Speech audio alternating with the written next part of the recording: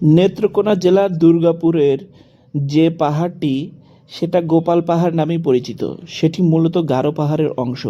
এই কাঁটাতার বাংলাদেশ ইন্ডিয়ার বর্ডার।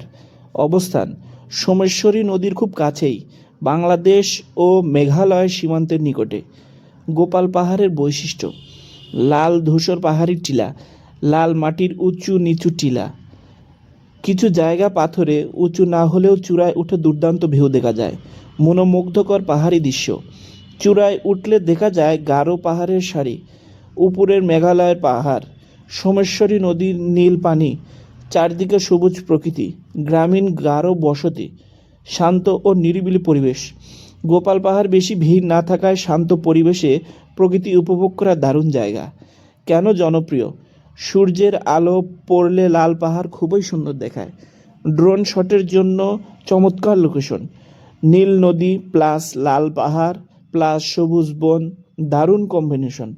খুব সহজে চূড়ায় ওঠা যায়, তাই পরিবার নিয়ে ঘুরতে সুবিধা।